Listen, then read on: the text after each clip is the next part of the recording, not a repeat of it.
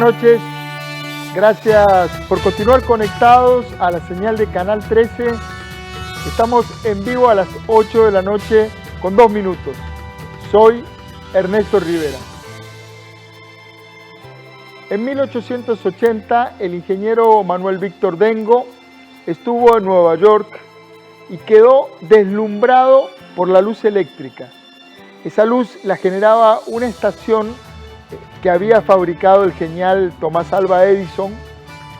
Cuando Dengo regresó a Costa Rica, se unió al guatemalteco Luis Batres y juntos fabricaron una pequeña planta hidroeléctrica en Barrio Aranjuez, a 100 metros de lo que hoy es el Parque España. Esa planta pequeña, la primera planta hidroeléctrica del país, generaba energía para iluminar 25 bombillos. Ese fue el primer alumbrado público de San José y fue así, y así San José fue una de las primeras ciudades en el mundo en tener alumbrado eléctrico. La energía eléctrica en Costa Rica ha jugado y juega un papel fundamental en el desarrollo económico y social. Durante casi un siglo, el modelo que aplicamos en el país fue la generación centralizada y distribuida desde el ICE. El ICE por décadas llevó electricidad hasta los más lejanos rincones del país. Ahora la tecnología trae cambios y muchas personas ya pueden generar la electricidad por sus propios medios y abastecer su consumo. ¿Cómo afecta esto al modelo actual? ¿Cuál es la tendencia en otros países? ¿Cuánto hay de mito y cuánto de verdad en la idea de que poco a poco todos se van a separar de la red nacional? Para conversar de estos temas, invité a la presidenta ejecutiva del ICE, la ingeniera Irene Cañas. Buenas noches, ingeniera Cañas. Bienvenida, como siempre, a Costa Rica Noticias. Muchas gracias, Ernesto. Un placer poder compartir esta noche con ustedes. Doña Irene, en la introducción hice una afirmación y me gustaría saber si usted la comparte total o parcialmente o para nada. Y es que el modelo de generar y distribuir electricidad de manera centralizada está cambiando. ¿Vamos hacia la autogeneración eléctrica? El modelo definitivamente está cambiando. El ICE, en realidad, en este tema de la generación distribuida, también ha sido pionero y hemos estado a favor de ir de la mano de esta nueva tendencia. Lo que sí consideramos es que es importante esta gradualidad, hacerla de una manera responsable, ordenada y solidaria. El caso de Costa Rica es un caso muy particular porque en algunos otros países se ha impulsado esta autogeneración o generación distribuida para hacer más limpia la generación eléctrica. En otros países no sucede lo que tenemos en Costa Rica, donde hay una generación prácticamente 100% renovable. En el caso nuestro, la introducción de la generación distribuida pues tiene otros objetivos, pero sí es importante acá que quede claro que el ICE está a favor de esta tendencia y que hemos estado trabajando para que realmente se haga de manera ordenada, responsable y solidaria. Como usted dice, realmente Costa Rica en materia de generación limpia es absolutamente pionero en todo el mundo. Yo no sé, no tengo los datos finos, pero debemos ser, si no el mayor, el país con mayor porcentaje de matriz limpia en su generación eléctrica, y si no estamos entre los 3 primeros. Ahora, sí, confírmeme este dato, ¿cómo estamos? Estamos en los primeros. De los países que estamos de la mano son Noruega, Islandia y en el caso de Latinoamérica, Uruguay. Ahora, somos los países con matrices más renovables.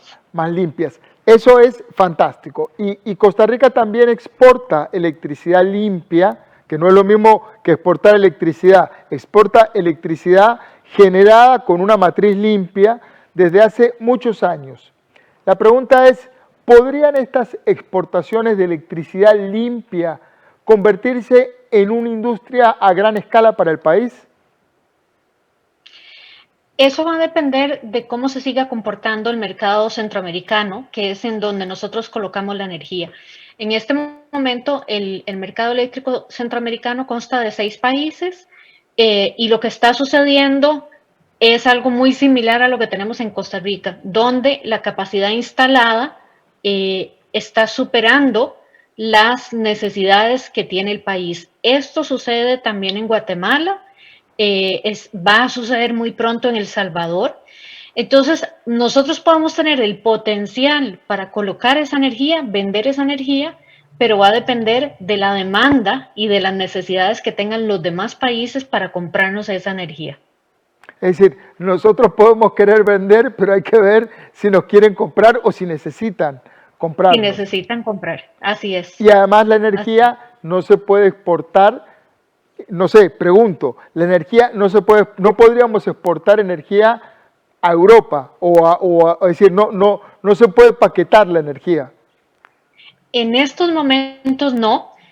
Probablemente cuando esté más desarrollado todo el tema de las baterías, sería una manera de poder exportarlo en baterías, almacenada en baterías. En este momento, la normativa y las reglas las tenemos con estos 6 países. Sí ha habido intenciones de que este mercado eléctrico regional pueda expandirse a México y a Colombia.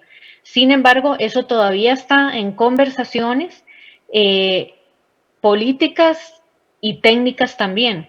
Pero en este momento nuestro mercado estaría limitado a los países de la región centroamericana. ¿Cómo afecta la autogeneración eléctrica el modelo actual del ICE? Esa es una excelente pregunta, Ernesto, porque al decir que esta evolución hacia la generación distribuida tiene que ser ordenada, tiene que ser responsable, tiene que ser solidaria, es justamente pensando en estos impactos. ¿Qué es lo que sucede en este momento? Que no todo el mundo tiene la capacidad de invertir en un sistema para generar su propia electricidad. En el país, la mayoría de las personas o industrias que lo han hecho lo están haciendo con paneles solares. Cuando tenemos un circuito o un área geográfica donde varias personas ponen paneles solares, esto lleva a que la empresa distribuidora, ya sea el ICE o alguna de las cooperativas de electrificación rural o las municipales, tengan que hacer inversiones en equipos para asegurarse de que el servicio no va a tener ninguna afectación con los demás clientes. Esas inversiones, lo que estamos procurando con el trabajo de una nueva ley, de un nuevo reglamento, es asegurarnos de que esas inversiones no incrementen la tarifa de aquellos clientes que no pueden hacer la inversión de los paneles o de alguna otra tecnología. Entonces sí hay un impacto porque se tiene que tener un riguroso seguimiento de cuántas plantas de este tipo se desarrollan en un área geográfica, ver cuál es el impacto que puede tener, si puede desmejorar la calidad del servicio y las inversiones que tenga que tener la empresa distribuidora. En algunos países esta ha sido toda una gran discusión a nivel tarifario porque suele suceder que se incrementa la tarifa de los clientes que no necesariamente tienen paneles en sus techos. Claro, este debate ya está instalado en el mundo porque hay zonas del mundo en donde la tendencia a la autogeneración es muy rápida. Entiendo que California es una de esas regiones en el mundo, California en Estados Unidos. ¿Cuál es la tendencia en otros países, en líneas generales? Esa tendencia ha ido cambiando. Inicialmente fue impulsada de manera bastante proactiva en algunos países, pero pensando en ese objetivo de hacer más limpia la generación. Entonces hubo países incluso que hace varios años generaron incentivos para que la gente pusiera los paneles en los techos. Luego se dieron cuenta de los impactos que traía el uso masivo de estos paneles y las inversiones que estaba implicando a las empresas distribuidoras, y entonces como que hicieron un freno y replantearon cuál debería ser el esquema. En mi opinión personal, no hay una receta única en esto, sino que cada país tiene que analizar las razones por las cuales lo impulsa y tiene que analizar cuáles son los impactos que le puede generar el desarrollo masivo de este tipo de proyectos. Usted introduce un dato que lo empezamos a conversar la última vez que tuvimos una entrevista y no lo pudimos desarrollar. Y es el tema de que sí, poner un panel solar es mucho más, produce energía limpia. El tema es qué hacemos con el panel después. ¿Cuánto dura un panel y cómo se desecha un panel solar? ¿Ya está investigado ese ciclo? ¿Cuán Sí, contaminante? sí, ese ciclo está investigado, ¿verdad? Y la vida útil ha ido aumentando, afortunadamente, de los paneles. Anda alrededor entre los 12 y 15 años. Y al menos en Costa Rica todavía nos falta un poco avanzar en cómo vamos a hacer ese ciclo cerrado de el tratamiento de los paneles que ya pierden o terminan su vida útil, ¿verdad?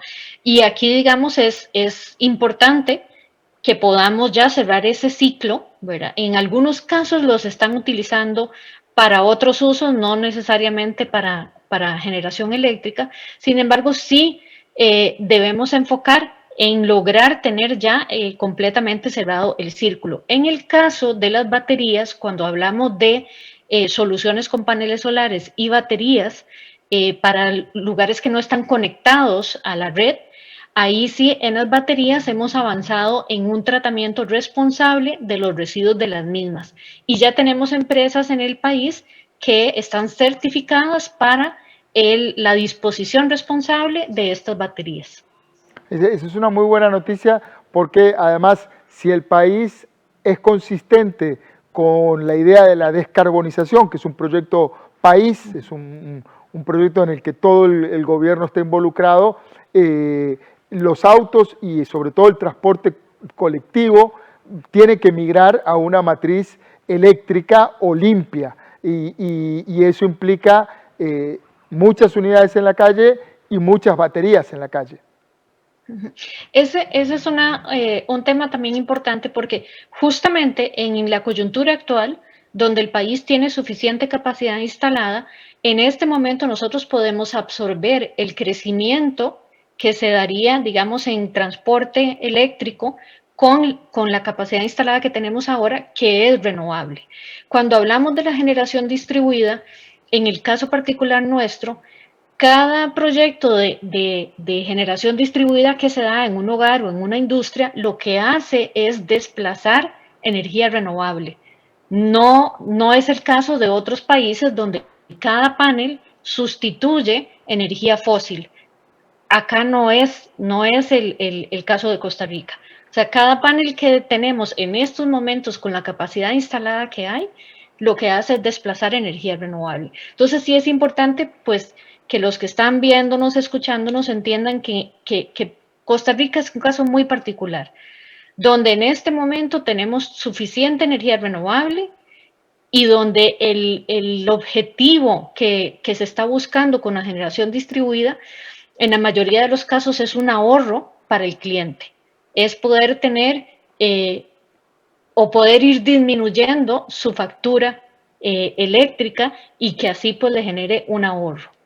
Cuando usted habla de desplazar, es claro digamos, para decirlo groseramente, el ICE pierde un cliente o un cliente que gastaba mucho, gasta mucho menos.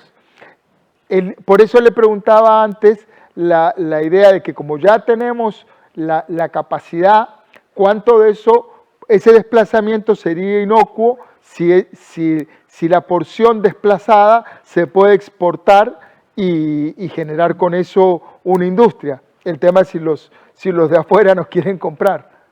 Sí, entonces digamos, este modelo de negocio tiene varias variables. que tienen que estar monitoreándose. Por ejemplo, este año, que ha sido un año mucho más húmedo, no hemos tenido necesidad en el verano de generar con combustibles fósiles y en esta ocasión hemos tenido la oportunidad de exportar energía renovable durante el verano. Y sí hemos tenido un mercado a nivel regional, pero eso es muy variable de lo que suceda en las plantas que tiene cada país y de la demanda que tiene cada país. Este año seguimos en pandemia, la demanda sigue reprimida, ¿verdad? Entonces, ha sido una situación particular. Repito, es un tema muy dinámico, con varias variables que se tienen que estar monitoreando y se tiene que estar replanteando la estrategia de colocación de energía en el mercado eléctrico regional. Pensando, viendo el panorama, abriendo el foco, uno pensaría en el mundo el tema de combatir el cambio climático e impulsar ideas de verdes, de economía verde, es muy fuerte. La llegada del presidente Biden a Estados Unidos refuerza esas políticas. ¿Hay algún mecanismo por el cual la energía verde, la energía limpia que produce Costa Rica tenga alguna suerte de beca, de incentivo, ya que estamos haciendo las cosas bien, que exportar energía limpia tenga mayor valor esa energía? En estos momentos, todavía a nivel regional nos falta un poco para lograr eso, para lograr, digamos, ese incentivo de que la energía que colocamos es renovable, porque más bien el mercado regional es un mercado de oportunidad y nosotros entramos a competir con los demás que ofrecen y al final las compras son por precio. Más bien, la ventaja competitiva que tiene el país es de atraer industrias que se establezcan acá, donde sus productos puedan ser certificados con un 99% de energía renovable. Y sí hemos tenido industrias muy interesadas en tener esa certificación. El gran reto es que nuestras tarifas todavía sean más atractivas, pero sí está siendo un valor agregado para esas industrias el poder colocar sus productos a nivel internacional con una etiqueta que digan este producto fue elaborado con un 99% de energía renovable. Muy buena iniciativa. ¿Cuánto hay, pensando ya, habiendo desarrollado estas ideas, cuánto hay de mito y cuánto de verdad en la idea de que poco a poco todos se van a ir separando de la red nacional? Probablemente eso va a suceder, Ernesto, pero faltan todavía bastantes años, porque en este momento no todos tienen la capacidad de hacer esas inversiones y pues habrá una gradualidad donde la energía o las empresas distribuidoras van a seguir siendo necesarias para dar esa seguridad y esa estabilidad. Aquí hay un tema muy importante y es que la mayoría de estas tecnologías de autogeneración son con energía variable. ¿Qué significa esto? Por ejemplo, los paneles solares son, depende de cuánto sol tengamos. Y entonces pensemos en los días que hemos tenido ayer y hoy, donde ha sido lluvia constante durante todo el día. Días como este o temporales que tenemos en octubre, septiembre, esa capacidad de generación se reduce sustancialmente. Entonces tiene que entrar la electricidad que producen las empresas distribuidoras a suplir ese faltante. Entonces tenemos todavía temas técnicos que no permiten que esa transición sea tan rápida. O sea, todavía la tecnología de las baterías ha venido evolucionando, pero siguen siendo caras. Para que lleguemos a ese punto donde cada quien es totalmente autónomo, tiene que avanzar la tecnología y probablemente las empresas distribuidoras van a tener otro papel y ya hay bastante literatura que dice que se van a volver gestionadores en la red de los diferentes recursos que entran y salen. Porque se visualiza, perdón, Ernesto, sí. Termine la idea, por favor. Que se visualiza en el futuro mucho dinamismo, en el sentido que hasta los vehículos eléctricos en algún momento van a estar conectados a la red y van a estar inyectándole energía a la red cuando la red la requiera. Entonces va a haber mucho dinamismo de las personas, los hogares, las industrias, el comercio, los vehículos. Y eso pues va a requerir también de tecnología y de otras reglas a nivel normativo. Le decía que me recuerda la idea que está expresando, me conecta con el siglo XIX, en el sentido de que cuando no teníamos la tecnología para conservar alimentos, teníamos que comer al día. Cuando aparecieron las refrigeradoras y formas de conservar los alimentos, uno puede planificar de otra manera su alimentación y tener algo que a lo mejor se va a poner mal en 2 días, tenerlo una semana o 10 días. Cuando tengamos la capacidad de almacenar y contener la energía durante mucho rato, ahí la cosa se puede poner color de hormiga para Lice. Totalmente, totalmente, y eso va a llegar a suceder. Y por eso es que el ICE ya está pensando en otros modelos de negocio y en todo lo que viene con este modelo de ciudades inteligentes, de redes inteligentes, medidores inteligentes. Entonces estamos preparándonos y trabajando para estar totalmente listos a esas necesidades que va a requerir el cliente cuando esta manera de funcionar sea totalmente diferente.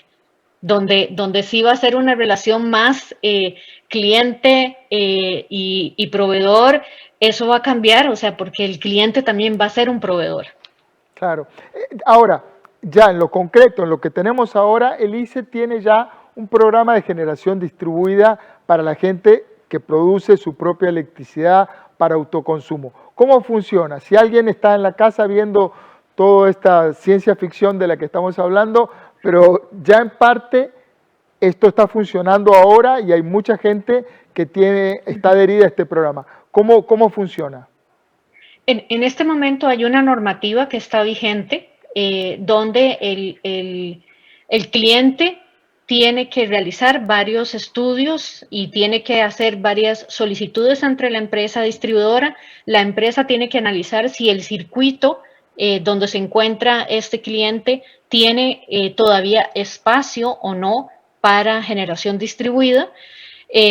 Usualmente los clientes pueden ya sea contratar a una empresa que les diseñe el proyecto, la cantidad de paneles, etcétera. Y funciona de esa manera. Se inscribe también ante el MINAE. El MINAE tiene un registro de cuántas personas hay en este momento con generación distribuida por cada empresa distribuidora. En este momento, esa normativa está siendo actualizada por el MINAE y está en ese proceso. Probablemente pronto se va a tener también un proyecto de ley en discusión en la Asamblea Legislativa en relación a la generación distribuida que va a tener nuevas reglas. Pero en este momento, a cómo funciona, el cliente sí debe de tener un diseño del tamaño de proyecto y etcétera que debe de presentarlo a la empresa distribuidora y también registrarlo ante el Ministerio de Ambiente y Energía. Dentro de la misma línea, pero saliéndonos un pelito del enfoque, durante décadas el ICE apostó por grandes obras hidroeléctricas. Ahora ya esos proyectos los detuvo porque, como usted dijo, estamos completos con la capacidad de producción que teníamos. Pero también había planes para ampliar la producción eléctrica con plantas geotérmicas. ¿Cómo van esos planes? ¿Cuánto potencial hay ahí y cuándo estarían funcionando? Sí, de hecho hace poco inauguramos la última planta o la más reciente planta que es Pailas 2 en la zona de Guanacaste. Se tiene dentro del plan de expansión para 2026, 2027, Borinquen 1, que es otra planta geotérmica. Sí hay, digamos, dentro de las posibilidades, el desarrollo de Borinquen 1 y Borinquen 2. Sin embargo, eso va a depender de cómo se vaya comportando la demanda. Inicialmente, ese proyecto estaba para el 2025, antes de la pandemia. Luego viene la pandemia y eso definitivamente tiene un impacto sobre la demanda y eso hace que la nueva planificación nos empuje un poco más atrás la planta Borinquen. Buenísimo, muchísimas gracias, doña Irene. Un tema fascinante y me alegra ver que están un poquito adelante y que no estamos esperando que nos alcancen la ola para comprarnos la tabla. Así es, así es. Muchísimas gracias. Estamos preparándonos. Gracias, Ernesto, Irene por la Cañas, oportunidad. presidenta ejecutiva del ICE. Gracias, Irene. Un placer. Buenas noches. Buenas noches. Buenas noches también para ustedes. Pensar el país, avanzar con la tecnología, estar preparados para cuando esas olas tecnológicas nos alcancen, responder de la manera más apropiada y poder tener un país moderno, uno de los grandes desafíos que tenemos. Recuerde, trabajamos para usted. Somos la televisión pública de Costa Rica.